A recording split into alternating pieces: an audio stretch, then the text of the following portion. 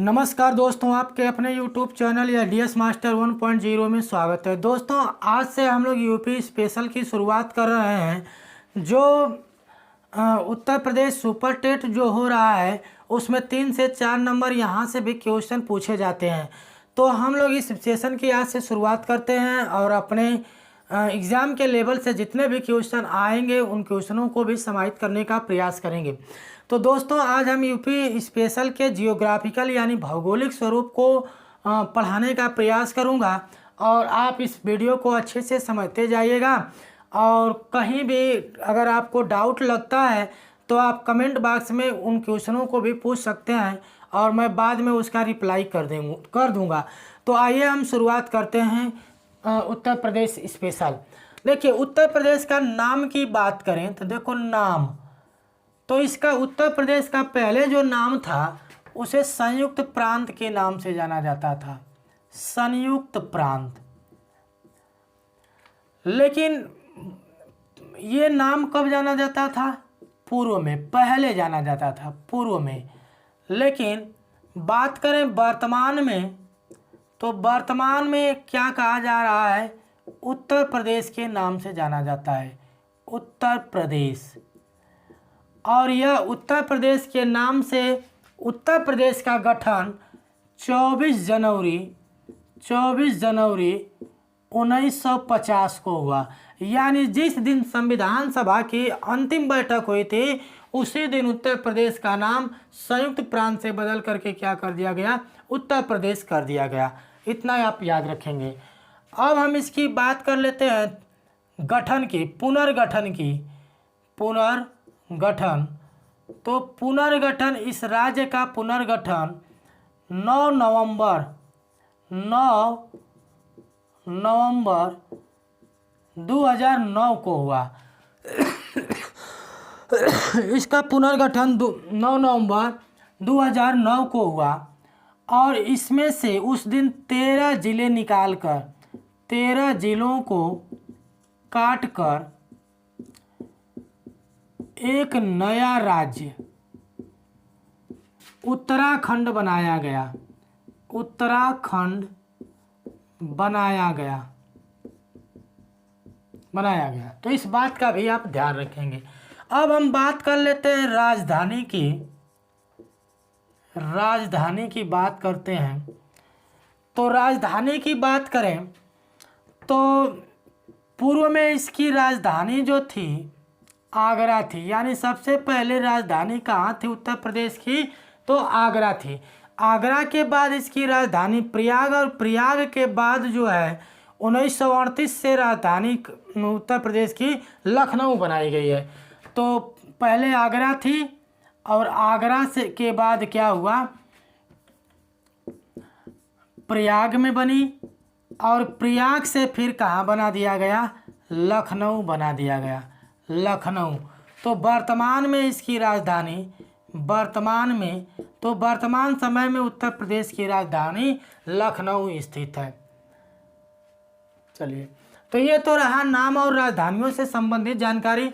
अब आप इसका स्क्रीनशॉट ले लीजिए, इसके बाद हम आगे चलते हैं।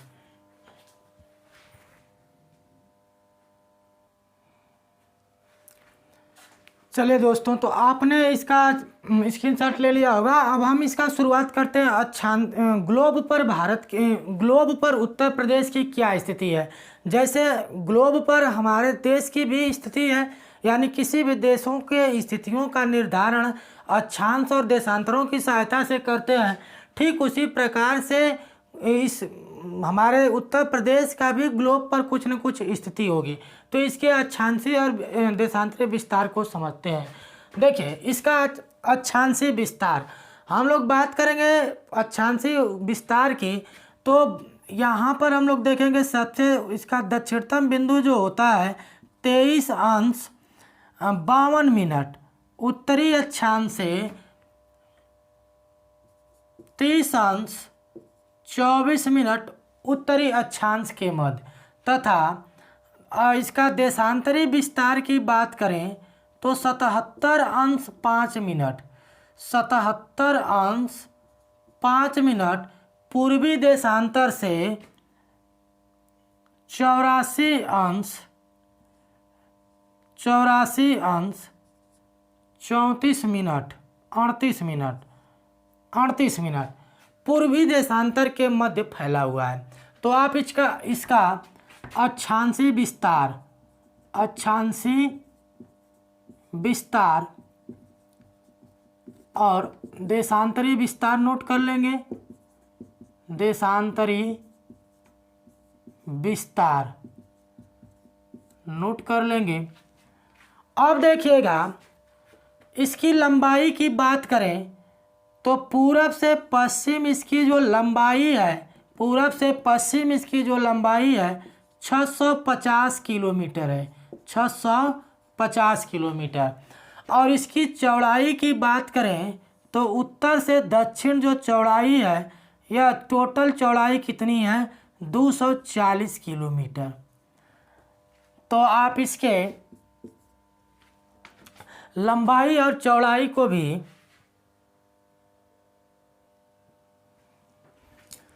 तो मित्रों, देशांतरी विस्तार मैंने बताया, पूरब से पश्चिम चौड़ाई 650 किलोमीटर और उत्तर से दक्षिण लंबाई 240 किलोमीटर है। अगर हम इसकी क्षेत्रफल की बात करें तो 240 928 वर्ग किलोमीटर इसका क्या है, क्षेत्रफल है, वर्ग किलोमीटर क्षेत्रफल है। जो उत्तर प्रदेश का क्षेत्रफल है, देश के कुल क्षेत्रफल का 7.33% है। यानी देश के क्षेत्रफल में अकेले उत्तर प्रदेश का हिस्सा जो है, योगदान है, 7.3% है। अगर हम बात करें तो क्षेत्रफल की दृष्टि से उत्तर प्रदेश जो है हमारे देश का चौथा सबसे बड़ा राज्य है। तो यहाँ लिख देते हैं, क्षेत्रफल की दृष्टि से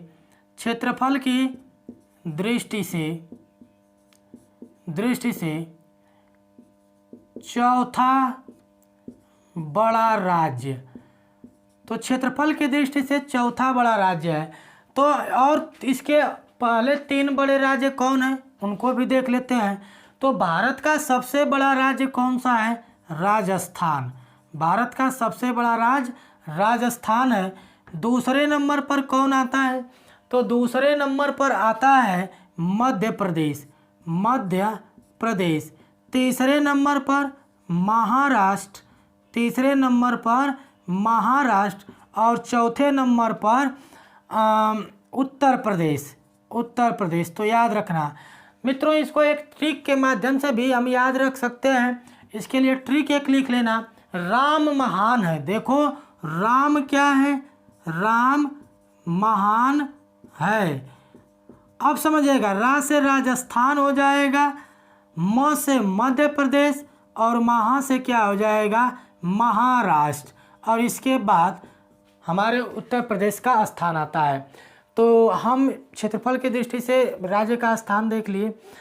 अब आप इसका स्क्रीनशॉट ले लीजिए। इसके बाद हम इसके जिलों की बात करते हैं। चलिए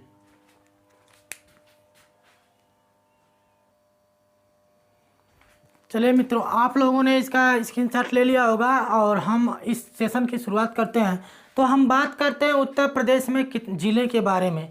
तो देखिए, उत्तर प्रदेश जो है एक सर्वाधिक जिलों वाला भी राज्य भी हम कह सकते हैं।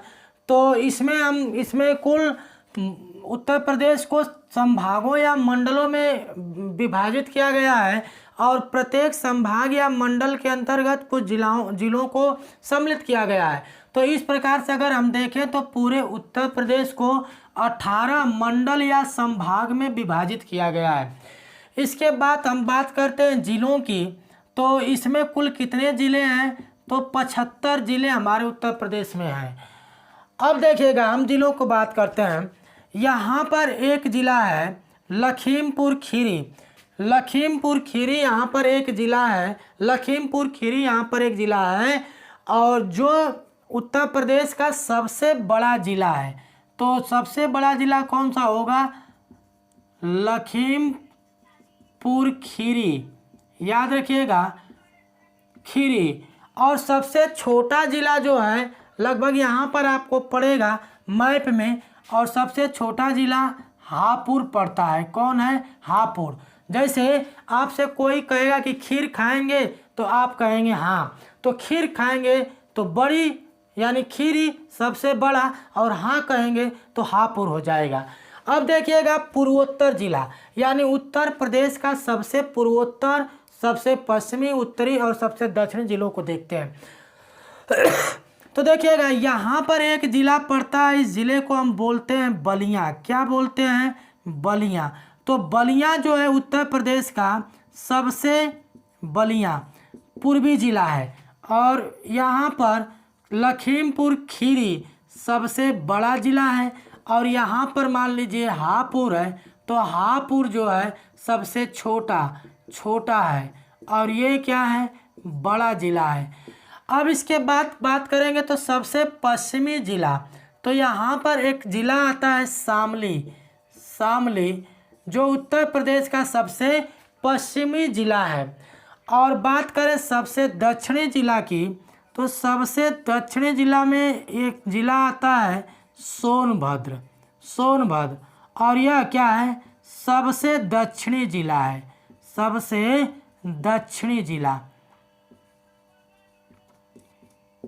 दक्षिणी जिला। और सबसे उत्तरी जिले की बात करें तो यहाँ पर एक जिला है, इस जिले को हम बोलते हैं सहारनपुर, और यह उत्तर प्रदेश का सबसे उत्तरी जिला है, सबसे उत्तरी जिला। तो सबसे उत्तरी जिला कौन सा हो जाएगा? सहारनपुर। तो लिख लेते हैं, पूर्वी जिला क्या हो जाएगा? बलिया। पश्चिमी जिला क्या हो जाएगा? शामली, और उत्तरी जिला क्या हो जाएगा? सहारनपुर। और सबसे दक्षिणी जिला क्या हो जाएगा? सबसे दक्षिणी जिला सोनभद्र। अच्छा, एक और क्वेश्चन है, सर्वाधिक जिलों को स्पर्श करने वाला जिला, तो यहीं पर एक जिला आपको पड़ेगा। सर्वाधिक जिलों को स्पर्श करने वाला जिला कौन सा है? बदायूं है। कौन सा है? बदायूं। जो 9 सर्वाधिक जिलों को स्पर्श करने वाला जिला है, जो 9 जिलों को क्या करता है? स्पर्श करता है। कितने जिलों को स्पर्श करता है? 9 जिलों को स्पर्श करता है बदायूं। तो इस बात को भी आप याद रखिएगा। अब देखिएगा यहाँ पर हम लोग देखेंगे, देखिए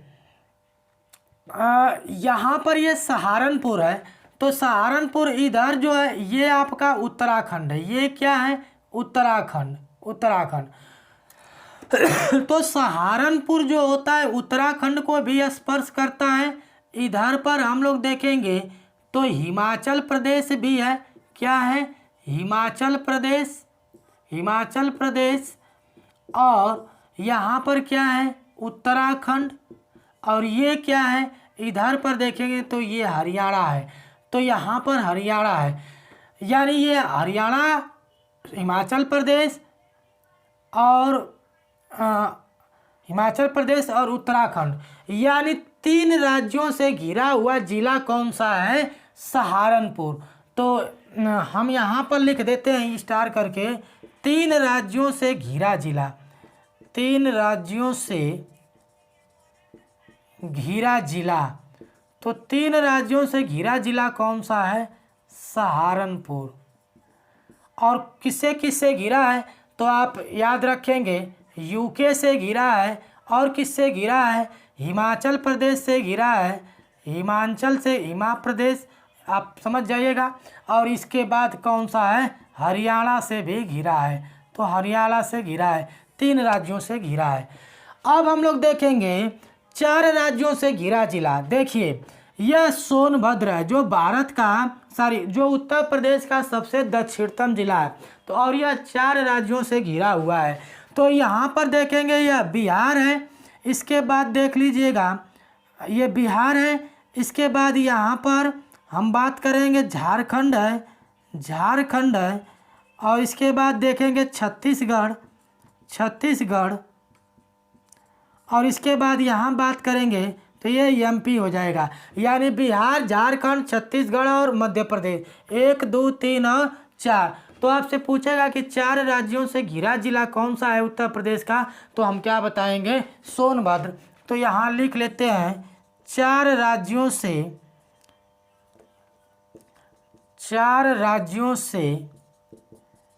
उत्तर प्रदेश का घिरा हुआ जिला। तो 4 राज्यों से घिरा हुआ जिला कौन सा हो जाएगा? सोनभद्र। और वो राज्य कौन कौन से हैं? तो बी से बिहार याद रखना, इसके बाद झारखंड, जेएस से झारखंड, और इसके बाद आप याद रखना सीएस से छत्तीसगढ़, और इसके बाद एमपी को याद रखना, एमपी 4 जिला।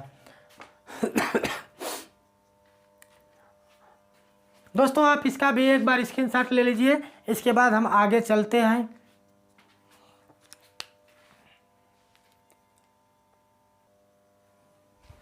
चलिए मित्रों, तो हम बात करते हैं उत्तर प्रदेश के सीमा की। तो देखिए, सीमा की बात करें तो उत्तर प्रदेश ऐसा राज्य है जो अपने पड़ोसी राज्यों से भी सीमा बनाता है, और एक नेपाल देश के साथ अंतर्राष्ट्रीय सीमा भी बनाता है। तो यहाँ पर हम लोग जो मैप देख रहे हैं, ये भारत के मैप में यहाँ पर नेपाल है। तो उत्तर प्रदेश जो है नेपाल के साथ सीमा बनाता है, अर्थात ये अंतर्राष्ट्रीय सीमा भी बनाता है। और यह उत्तर प्रदेश 8+1 यानी कुल 9 राज्यों यानी 8 राज्य और 1 केंद्र शासित प्रदेश के साथ सीमा बनाता है। जैसे समझिएगा, यहाँ पर बिहार है, तो ये बिहार के साथ सीमा बनाता है। इसके बाद बात करते हैं झारखंड की बात करते हैं। देखिए, बिहार के साथ सीमा बनाता है, झारखंड के साथ सीमा बनाता है। इसके बाद छत्तीसगढ़ के साथ सीमा बनाता है, छत्तीसगढ़। और इसके बाद यहाँ पर यह एमपी है, जो एमपी के 11 जिले क्या बनाते हैं? सीमा बनाते हैं। यहाँ पर देखेंगे तो ये राजस्थान के साथ भी सीमा बनाता है, राजस्थान। और इसके बाद यहाँ पर हरियाणा के साथ भी सीमा बनाता है, हरियाणा। और यहाँ पर हिमाचल प्रदेश। और बात करें तो यहाँ पर उत्तराखंड, हिमाचल प्रदेश, और ये क्या हो जाएगा? उत्तराखंड। तो अगर हम बात करें राज्य की, और 1 2 3 4 5 6 7 और 8, और एक बात करें तो एक केंद्र शासित राज्य दिल्ली। कौन सा है? दिल्ली। तो केंद्र शासित राज्य दिल्ली। तो हम बात करें कि कितने राज्यों के साथ सीमा बनाता है, राज्यों के साथ सीमा, तो राज्यों के साथ इसकी सीमा जो होती है, सीमा 8+1 यानी 8 जो है राज्य और 1 केंद्र शासित प्रदेश के साथ सीमा बनाता है। अगर बात करें अंतर्राष्ट्रीय सीमा की, अंतर्राष्ट्रीय सीमा, तो यह अंतर्राष्ट्रीय सीमा किसके साथ बनाता है? अंतर्राष्ट्रीय सीमा तो अभी मैंने बताया कि नेपाल के साथ क्या बनाता है? अंतर्राष्ट्रीय सीमा बनाता है, नेपाल। दोस्तों इससे पीछे मैंने यहाँ पर एक क्वेश्चन छूट गया, उसको आप नोट कर लीजिएगा। इसे बोलते हैं ललितपुर। क्या बोलेंगे? ललितपुर। और ललितपुर जो है मध्य प्रदेश से पूर्णतः घिरा हुआ जिला है, या मध्य प्रदेश से 3 ओर से घिरा हुआ जिला कौन सा है? ललितपुर। इसको भी पूछ लेता है परीक्षा में, तो लिख लेते हैं मध्य प्रदेश से 3 ओर से घिरा हुआ जिला, मध्य प्रदेश से 3 ओर से घिरा हुआ जिला कौन सा हो जाएगा? ललितपुर। ललितपुर, आप इसको याद रखिएगा। तो आप इसका भी स्क्रीनशॉट ले लीजिए।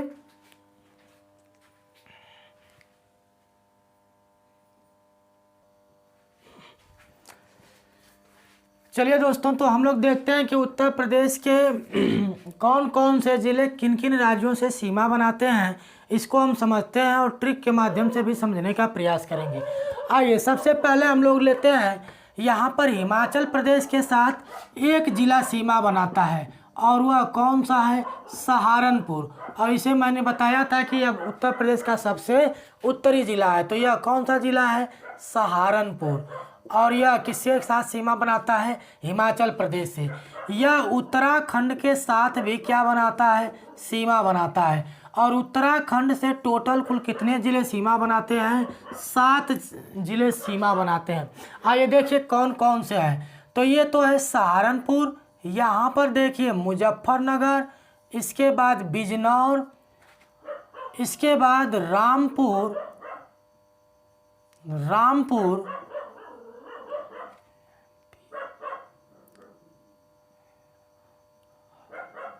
रुक जाइए, सहारनपुर, मुजफ्फरनगर, बिजनौर, इसके बाद मुरादाबाद, इसके बाद रामपुर आएगा, इसके बाद बरेली, और ये पीलीभीत है। क्या है? पीलीभीत। तो 1 2 3 4 5 6 और 7। तो उत्तराखंड से कुल कितने ज़िले सीमा बनाते हैं? 7 ज़िले सीमा बनाते हैं। तो आप इसको लिख लीजिएगा, मैं यहाँ इसकी ट्रिक बता दे रहा हूँ। देखो, यस है, यम है, बी है, मुरादाबाद है, रामपुर है, बरेली है, पीलीभीत। ये 7 ज़िले जो है किससे सीमा बनाते हैं? उत्तराखंड के साथ सीमा बनाते हैं। इसकी ट्रिक क्या है? तो इसकी ट्रिक देखो यसयम है। क्या है? यसयम है और बी है, तो बी से बिजनौर होगा। तो इसकी ट्रिक मैं लिख रहा हूँ। देखो यसयम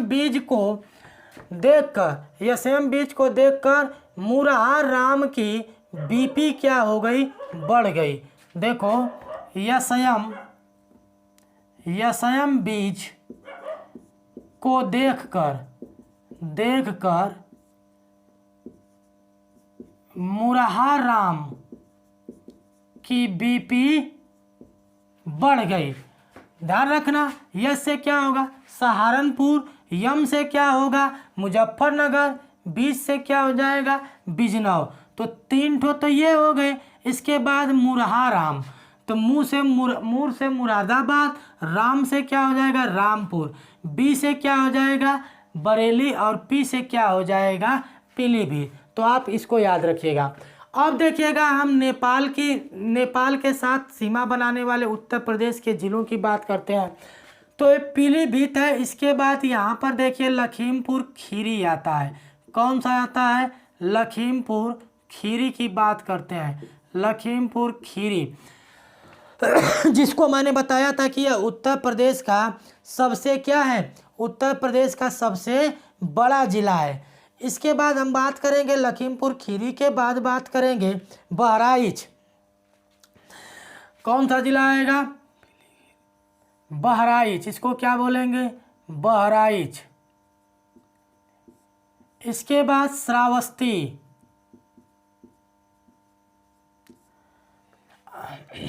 श्रावस्ती के बाद बात करेंगे बलरामपुर।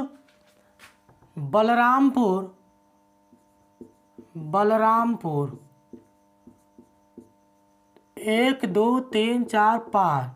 और इसके बाद ये क्या हो जाएगा? सिद्धार्थनगर। क्या हो जाएगा? सिद्धार्थनगर। तो हम देखेंगे कि 1 2 3 4 5 6 और 7।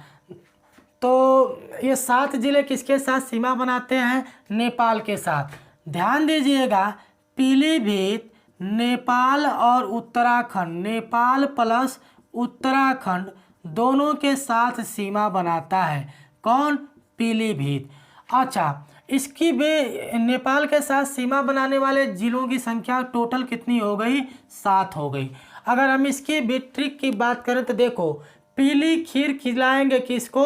बहरे को। सावन में बलपूर्वक यह क्या कर दिया? सिद्ध कर दिया गया। पीली खीर बहरे को सावन में बलपूर्वक सिद्धार्थ नगर में खिलाएंगे। लिख देता हूँ ट्रिक, देखो। पीली खीर, कैसी खीर? पीली खीर, पीली खीर बहरे को, कब? बहरे को कब खिलाएंगे? बहरे को सावन में खिलाएंगे, बहरे को सावन में खिलाएंगे, श्रावण श्रावण श्रावण में खिलाएंगे। यह बलराम ने क्या कर दिया? श्रावण में खिलाएंगे, बलराम ने सिद्ध कर दिया। क्या कर दिया? सिद्ध कर दिया, कर दिया। अच्छा, एक जिला और कम पड़ रहा है, देखो 1 2 3 4 5 6 और 7। तो इस जिले को हम बोलते हैं यह जिला है, इसको नाम देते हैं महाराजगंज। क्या बोलते हैं? महाराजगंज, महाराजगंज। अच्छा, तो देखो पीली खीर खिलाएंगे, पीली से क्या हो जाएगा? पीलीभीत।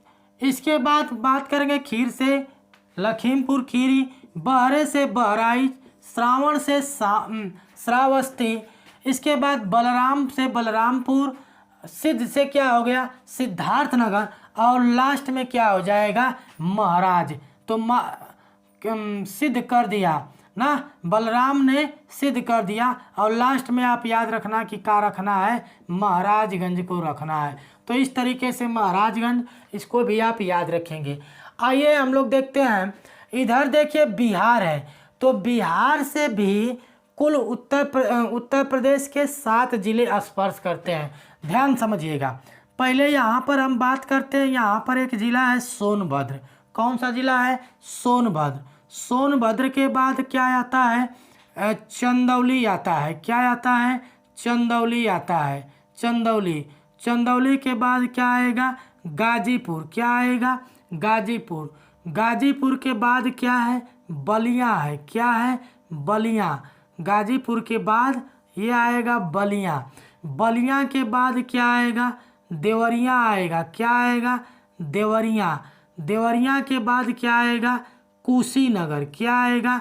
कुशीनगर। और इसके बाद यह क्या है? महाराजगंज। तो 1 2 3 4 5 6 और 7 याद रखना। ये जो महाराजगंज है, महाराजगंज, महाराजगंज, यह नेपाल प्लस बिहार के साथ सीमा बनाता है। यानी यह पड़ोसी राज्य और अंतर्राष्ट्रीय सीमा भी बनाता है। तो हम देखें कि बिहार के साथ टोटल कितने राज्य? 7 राज्य सीमा बनाते हैं। इसकी भी ट्रिक हम बता देते हैं। देखो, महाराजी को कुश में देवरा, याद रखना। महाराजी को कुश में देवरा। इसके बाद क्या दिया? बलिया दिया। क्या दिया? बलिया। बलिया जो कान में नहीं पहनते हैं, तो याद रखना महाराजी को देवरा, कुश, महाराजी को कुश में कुश की देवरा क्या दिया? बलिया दिया। महाराजी को देवरा कुश की क्या दिया? बलिया दिया। तो याद रखना, ट्रिक लिख दे रहा हूँ 3 ठो इधर से। इसके बाद ये तीनों को आप क्रम याद रखना। को कुश की, कुश में देवरा, बलिया दिया। तो महाराजी से महाराजगंज, कुश से कुशीनगर, देवरा से देवरिया, फिर इसके बाद क्या आ जाएगा? बलिया। तो 4 ये हो गया। और इसके बाद जो है गाजीपुर, चंदौली और सोनभद्र। तो इस तरह से आप इसको याद रखिएगा। मित्रों इधर देखिएगा, यहाँ से पूरा यहाँ तक जो एमपी के साथ सीमा बनाते हैं, टोटल 11 जिले सीमा बनाते हैं। इसमें मुख्य रूप से आप याद रखेंगे कि ललितपुर जो है 3 ओर से एमपी से घिरा हुआ है। झारखंड के साथ केवल एक ही राज्य सीमा बनाता है, जिला सीमा बनाता है। वह कौन है? सोनभद्र। कौन सा है? सोनभद्र। तो झारखंड के साथ सीमा कौन बनाता है? सोनभद्र बनाता है। छत्तीसगढ़ किसके साथ सीमा बनाता है? यानी सोनभद्र छत्तीसगढ़ के साथ भी सीमा बनाता है और इसके एमपी के साथ, यानी यह 4 राज्यों के साथ सोनभद्र सीमा बनाता है। यानी 4 राज्यों से घिरा हुआ जिला कौन सा है? सोनभद्र। इस बात को याद रखना। और मध्य प्रदेश से 3 ओर से घिरा हुआ जिला कौन सा है? ललितपुर। ललितपुर, इसको भी आप याद रखिएगा। अच्छा, यहाँ पर है आगरा। क्या है? आगरा। और ये क्या है? मथुरा। तो आगरा और मथुरा, आगरा और मथुरा राजस्थान के साथ सीमा बनाते हैं। और याद रखना, मथुरा जो है राजस्थान और हरियाणा के साथ भी सीमा बनाता है। यह राजस्थान प्लस किसके साथ? हरियाणा के साथ भी सीमा बनाता है मथुरा। इसके बाद हम लोग बात कर लेते हैं हरियाणा के साथ सीमा। तो इधर देखिए, यहाँ भी हम देखेंगे सहारनपुर। तो सहारनपुर जो होता है हिमाचल प्रदेश के साथ सीमा बनाता है, हिमाचल प्रदेश के साथ, और यह हरियाणा के साथ भी और उत्तराखंड के साथ भी सीमा बनाता है। इसके बाद यहीं पर हम लोग बात करेंगे शामली। क्या बात करेंगे? शामली। और यहाँ पर एक जिला है बागपत। तो सहारनपुर, शामली और बागपत हरियाणा के साथ 3 इधर और 3 इधर देखेंगे। हरियाणा के साथ टोटल कुल कितने जिले? 6 जिले सीमा बनाते हैं। इधर देखिएगा, एक हो जाएगा मथुरा, एक हो जाएगा गौतम बुद्ध नगर और एक हो जाएगा अलीगढ़। तो यहाँ पर है अलीगढ़ और ये है गौतम बुद्ध नगर। तो अलीगढ़ और गौतम बुद्ध नगर, तो 1 2 और 3, 1 2 3, तो 6 जिले जो है किसके साथ? हरियाणा के साथ सीमा बनाते हैं। तो मुझे यह उम्मीद आ गया होगा कि आपको ये सीमाएं से संबंधित जितने भी क्वेश्चन पूछे जाते हैं इसी से संबंधित क्वेश्चन हैं, और मैंने सभी क्वेश्चनों को समाहित करने का प्रयास किया।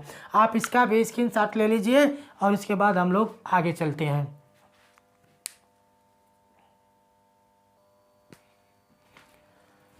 चलिए मित्रों, तो हम लोग देख लेते हैं उत्तर प्रदेश का प्राकृतिक विभाजन।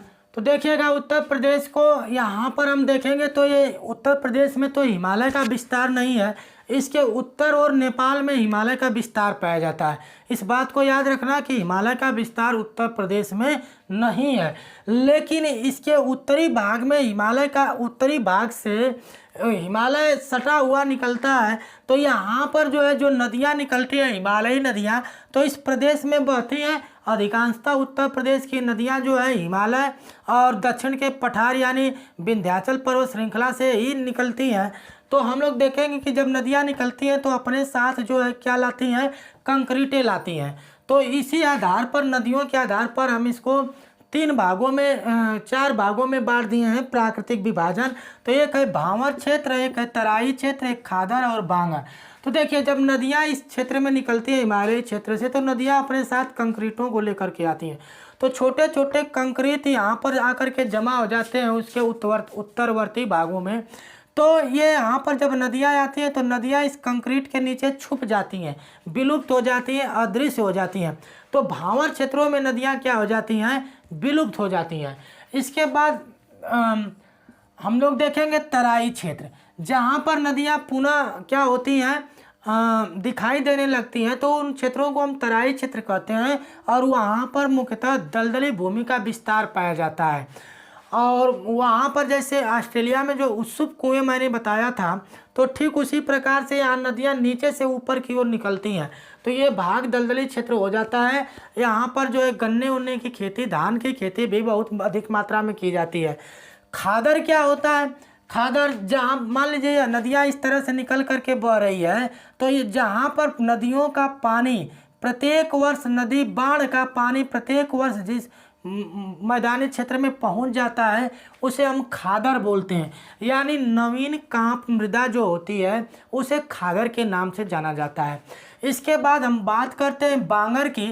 तो बांगर क्षेत्र वो होता है, जैसे मान लीजिए यहाँ पर नदी का पानी प्रत्येक वर्ष पहले पहुँचता था, लेकिन अब यहाँ तक न पहुँच करके नदी का पानी केवल यहीं तक पहुँचता है। तो ये वाला क्षेत्र क्या हो जाएगा? बांगर हो जाएगा। और ये क्या हो जाएगा? खादर। बांगर पहले कभी क्या थे? खादर थे, लेकिन अब वो वहाँ नदी का पानी नहीं पहुँच पा रहा है, तो वो क्या हो गए, बांगर हो गए, और खादर जो है अन्य जगह क्या हो गए, स्थापित हो गए। तो इस तरह से खादर और बांगर को हम लोग समझते हैं। अब देखिएगा तराई क्षेत्र में हम लोग देखेंगे तो यहाँ पर भी कृषि कार्य होते हैं, और कृषि में हम बात करें तो यहाँ पर गन्ने की कृषि और धान की कृषि की जाती है। अगर खादर और बांगर, इसको हम मैदानी क्षेत्र भी कह सकते हैं। क्या कहेंगे, मैदानी क्षेत्र। और मैदानी क्षेत्रों में बहुत ही मतलब अधिकांश प्रकार की कृषियाँ किया जाता है, कृषि कार्य किया जाता है। जैसे हम बात करें गेहूं की, धान की, गन्ने की भी खेती की जाएगी, सब्जियों की खेती, मतलब लगभग सभी प्रकार के कृषि कार्य किए जाते हैं। तो इस बात को भी आप याद रखिएगा। अच्छा, एक चीज़ और यहीं पर बता देते हैं। जैसे मान लीजिए उत्तर प्रदेश में बीहड़ों का भी निर्माण होता है, तो बीहड़ क्या होते हैं समझिएगा। बीहड़ जब नदियाँ चलती हैं तो अपने साथ वो अपर्दन करती हैं। क्या करती हैं, अपर्दन करती हैं। तो नदियों की जो वो तो अपने तले और अपने मार्ग का भी अपर्दन करती है, लेकिन छोटी छोटी जो सरिताएँ होती हैं, जिसे अवनलिका होती हैं, तो वो जब अपर्दन करती हैं तो उससे बीहड़ों का निर्माण होता है ना। और बीहड़ जो होते हैं, अच्छा एक लाइन इसके बारे में मैं लिख देता हूँ कि बीहड़ होते क्या हैं। तो खादर क्षेत्रों में नदियों द्वारा आवरण क्षय से क्या बनते हैं, बीहड़ बनते हैं। जो खादर क्षेत्र होते हैं तो वहाँ से पानी क्या जाता है, पानी जो है छोटी छोटी सरिताओं के माध्यम से बहता है, तो उसमें क्या होता है, अपर्दन होता है, जिससे किसका निर्माण होता है, बीहड़ों का निर्माण होता है। और बीहड़ों में बहुत घने घने क्या पाए जाते हैं, जंगल पाए जाते हैं। और उत्तर प्रदेश में सर्वाधिक बीहड़ों का निर्माण करने वाली नदी की बात करें तो चंबल और यमुना नदी है। तो लिख लेते हैं, उत्तर प्रदेश में सर्वाधिक बीहड़ों का निर्माण करने वाली नदी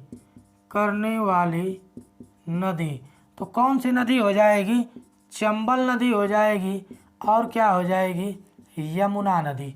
चंबल और यमुना नदी हो जाएगा।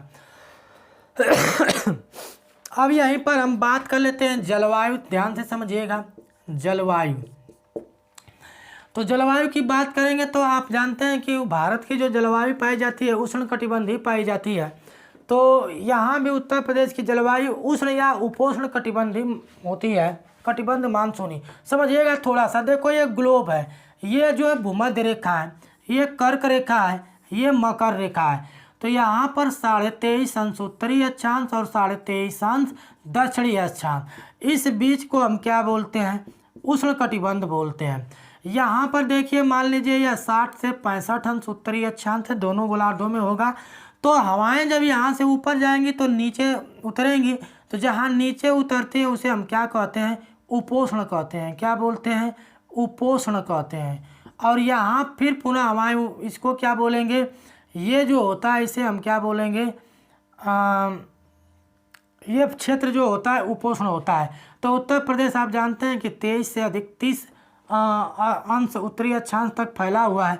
तो इस प्रकार से हम लोग कह सकते हैं कि जो उत्तर प्रदेश की जलवायु है उष्ण या उपोष्ण कटिबंधीय मानसूनी है।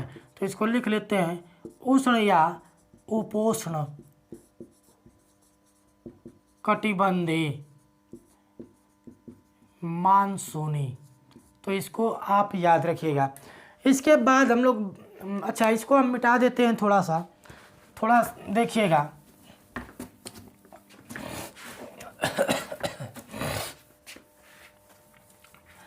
उत्तर प्रदेश में ऋतुओं की बात करते हैं, ऋतुएं। तो उत्तर प्रदेश में 3 प्रकार की ऋतुएं पाई जाती हैं, समझिए। एक होती है ग्रीष्म ऋतु, एक होती है वर्षा ऋतु, और एक होती है शीत ऋतु। यानी उत्तर प्रदेश में 3 प्रकार की ऋतुएं पाई जाती हैं। अब देखिए ग्रीष्म ऋतु जो होता है तो सर्वाधिक जो गर्मी का महीना जो होता है, सर्वाधिक तापमान का जो महीना होता है उत्तर प्रदेश में, वो जून होता है।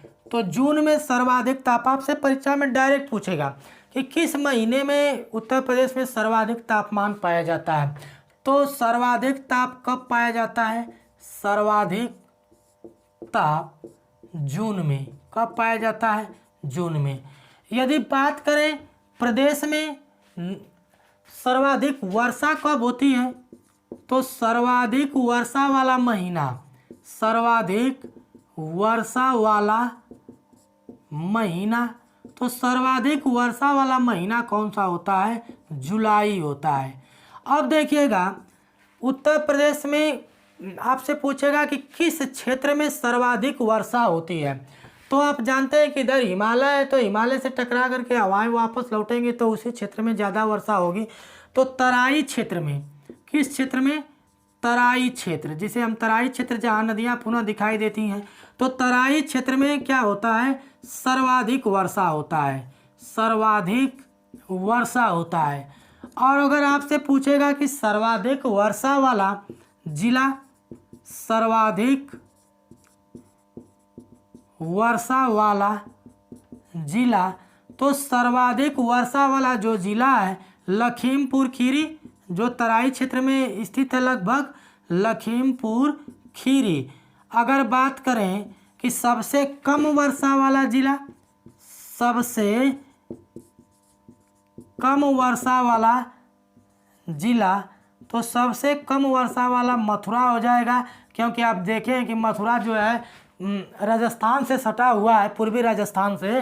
तो धीरे धीरे जब हवाएं पश्चिम की ओर बढ़ती हैं, पूर्वा पवन, तो उसमें आर्द्रता की मात्रा कम होती जाती है और वहाँ जाते जाते आर्द्रता की मात्रा कम हो जाती है, तो वहाँ वर्षा की मात्रा भी कम होती है। मैंने बताया पूर्वा जो होता है वो बंगाल की खाड़ी से जो मानसून चलते हैं, तो उसे उत्तर प्रदेश में पूर्वा के नाम से जाना जाता है। अब हम बात कर लेते हैं शीत ऋतु में।